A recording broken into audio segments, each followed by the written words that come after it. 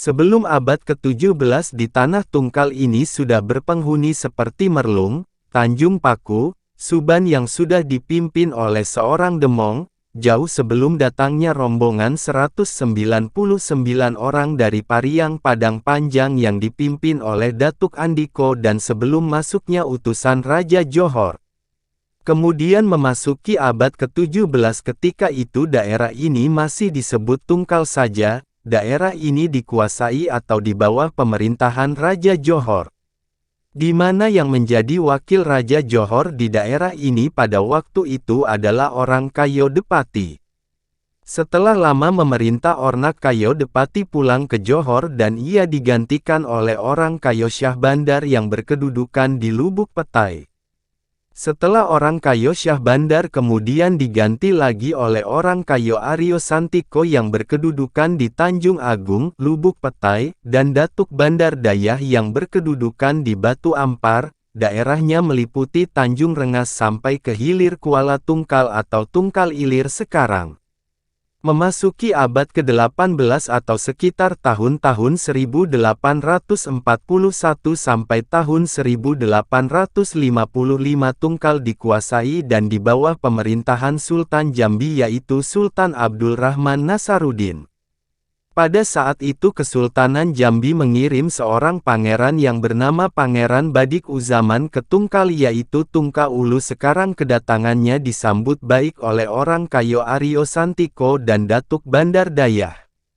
Setelah terbukanya kota Kuala Tungkal maka semakin banyak orang mulai datang, sekitar tahun 1902 dari suku Banjar yang berimigrasi dari Pulau Kalimantan melalui Malaysia.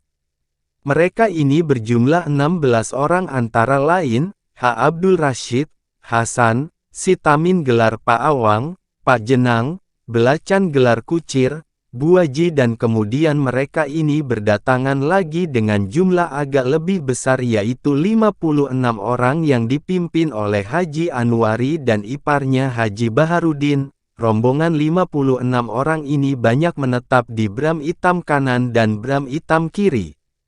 Selanjutnya datang lagi dari suku Bugis, Jawa, suku Donok atau suku Laut yang banyak hidup di pantai laut, dan Cina serta India yang datang untuk berdagang.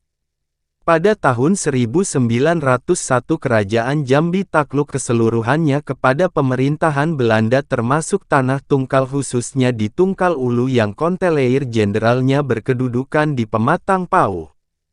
Sehingga pecahlah perperangan antara masyarakat Tungkal Ulu dan Merlung dengan Belanda. Karena mendapat serangan yang cukup berat akhirnya pemerintah Belanda mengundurkan diri dan hengkang dari wilayah itu. Perperangan itu dipimpin oleh Raden Usman anak dari Badik Uzaman. Raden Usman kemudian wafat dan dimakamkan di Pelabuhan Dagang. Selanjutnya muncullah pemerintahan Kerajaan Lubuk Petai yang dipimpin oleh orang Kayo Usman dan Lubuk Petai kemudian membentuk pemerintahan baru.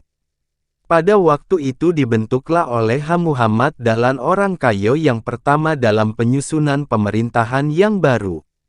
Orang Kayo pertama ini pada waktu itu masih diintip dan diserang oleh rombongan dari Jambi. Ia diserang dan ditembak di rumahnya lalu patah. Maka bernamalah pemerintahan itu dengan pemerintahan Pesirah Patah sampai zaman kemerdekaan.